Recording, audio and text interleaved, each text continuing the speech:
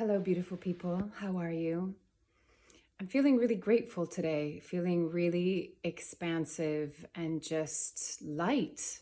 It's a really lovely feeling, and speaking with a few friends, it's always interesting when you know people that live in different countries and different areas and just the energy that gets picked up.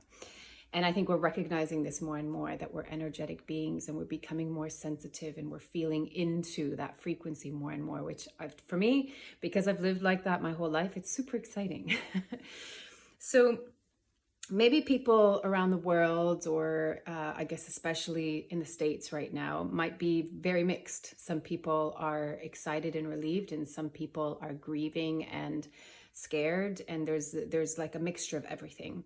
I did a video yesterday on Instagram for just speaking about sovereignty. Like, what if all of it was happening for our highest and greatest good? And what if all of it was an invitation to come back into ourselves and into our sovereignty? But today, what I want to talk about is my work has been around the authentic self for 15 years now, but that's definitely been like my personal path as well. And I think, your wounding becomes your medicine, or your passion becomes your gift, whatever it is. It's something that I really believe in walking my talk. So it's something that's been, I've deeply valued my journey of authenticity. And, that word gets thrown around a lot these days. And for me, it just means like, you get to be who you truly are. Like, you just get to be you in all your humanity and all your divinity, in all your messiness and all your brilliance, like all of it, the perfect imperfect, right? We're a total paradox. So, but I want to talk about like, why is it so important to embody our authentic self? And why is it so important right now more than any other time? It's always been important, but now more than ever, why is it so important to come back home to who we are? Because we're moving through unstable times. And I've had people commented here, and, my apologies if I don't respond to your comment. It's just, there's lots of different places, and I do want to give time to it, but know that I hear you. And I know that some people are going through huge transition. I think we've been going through it collectively for years now, most especially highlighted in the last 5 years. And for me as well, and especially this last year has been a huge growth and expansion, and going, if you follow my podcast, you'll have kind of seen the journey that I've gone on, both internally and externally. And I'd say the biggest thing that I faced this year was putting myself outside of my comfort zone and really facing fear and anxiety. And to me, this is so important because it's not just an individual journey right now. We're confronting that as a collective because we've been held under fear and control for so long, and anxiety is like at all-time high. And so tying this into why is it so important to come home, because that's where you're going to find peace.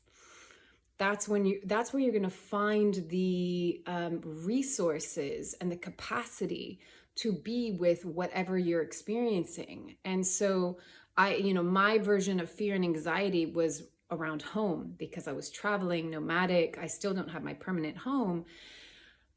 And what that does to you, it really puts you out in this like present moment living, because you don't have the predictability and the solid ground beneath your feet. And, I look back on it, and even though I'm kind of, you could say, still in the midst of it, I look back on it, and even though I've had times where it's been really hard, I'm grateful for it, because it really has taught me how to just find roots within myself, not in a defensive way, but how to walk on thin air, how to be really in the present moment, and to find resilience in my own spirit, really. And to be so completely and utterly accepting of one's humanity in the process of it. And I think that's what we're really, really needing to open ourselves up to right now is this: whatever you're moving through, you're going to go through the ebbs and flows. You're going to be riding all sorts of waves. One day you're going to feel like, oh, okay, I can do this life. I can do this thing called life. And, I'm feeling the elation and gratitude. Gratitude is such a beautiful way to like bring you into your heart. And then there are going to be days where you're like, I don't have any gratitude. Like, I don't like this. I don't like this at all. Right? And my biggest message will always be, can you soften into whatever it is that you're moving through, knowing that it's okay. Whatever you're thinking, feeling, experiencing, it's okay. It's in the resistance, it's in the fighting against that we create that unnecessary suffering. So, in a world that's changing, where systems are crumbling, where paradigms are shifting, where you and I, we are going to be the makers and the builders of the new world. Like, we can't leave it just solely to other people that we put in authority roles, right? Roles of authority. But you and I are going to be creating the new world through our embodiment, through our energy, through our essence, through our intention, through our focus. And how can we create a peaceful world if we're not at peace with ourselves? And how can we be at peace with ourselves if we are judging aspects of ourselves? So coming home is like, nobody wants to live in a home where you're judged by the people that are living there, right? So it's no different within your own inner home. When you walk through the door of your heart, you hope that every part inside of you gets to sit down at the table, gets to be included, gets to be heard, gets to be felt, gets to be understood, gets to be fed, right? And if that part of you is anxiety or fear, it doesn't need you to get rid of it. It doesn't need you to kick it out the door, right? How is it going to feel if you do that? It's going to feel lonely. It's going to feel rejected. It's going to feel abandoned. It's going to feel isolated, right? So everything needs love and deserves our love. And then it alchemizes because of love. But authenticity right now, if authenticity means you get to just be you, not who you think you should be because of what society told you should be, not the right and wrong and the good and the bad and the shoulds and the shouldn'ts, the more that we come into that authentic expression of who we are, the more we come into our sovereignty, the more we come into our power, the more we come into our innate being, which is innately generous and compassionate and loving. And so coming back home to ourselves and embodying our authenticity from where I'm standing is one of the most important things that we can do. And to show ourselves kindness. So if you're going through a hard time right now and you feel like you're going through a little bit of a dark night of the soul, can you just be with yourself with love and soften into it and try not to resist it no matter how uncomfortable it is? And if you are feeling a high and an elation and an expansion, can you imbue that into all of your interactions with people? Can you show kindness? Can you show generosity? Can you show love? Can you show understanding? Can you show empathy?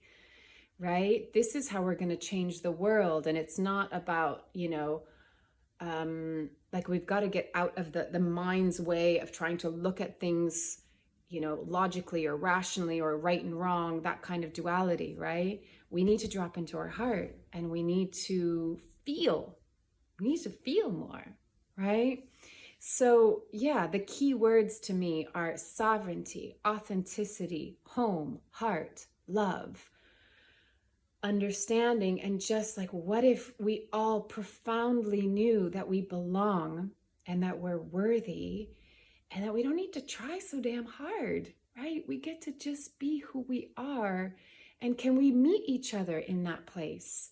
Can we, I don't want to say forgive our humanity because it sounds like that's something that's wrong, but there's so much righteousness out there. And that's been tied into your moral strings and your emotional strings have been pulled and manipulated. Let's face it, right? I genuinely think that people deep down, want what's best, but it can turn into righteousness because of the manipulation, right? So, and if we're not really in our authenticity, and we feel like we have to put on a facade, a mask that's like, well, then I'm worthy, then I'm lovable, then I'm likable, then I'm significant, then I matter, then I'm included by the tribe, then I fit in, which we don't want to fit in. We want to belong, and to belong, you have to belong to yourself first, right?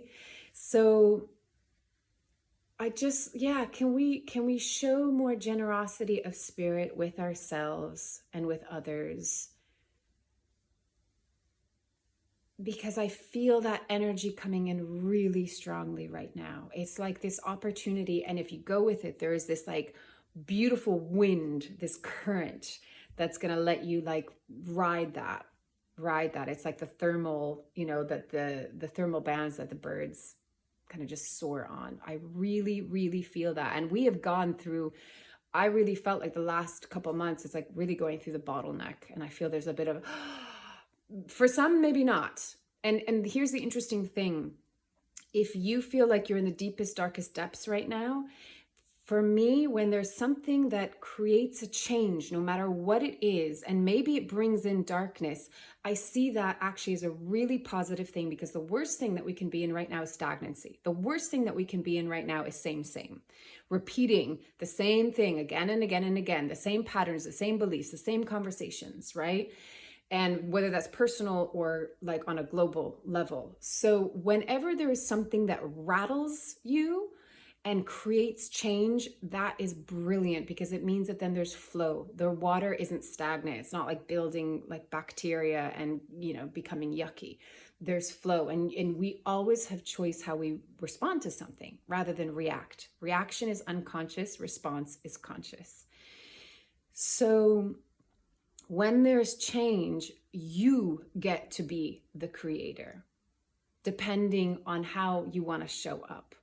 And sometimes when things seem really dark, remember that the darker it gets, the lighter it gets.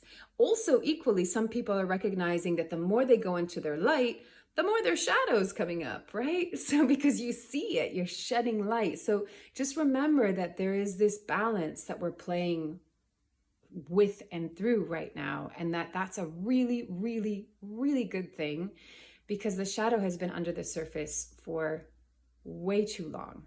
And so it's good that it's coming up, and ask yourself with curiosity, if you get triggered by something, be like, wow, why is that triggering me?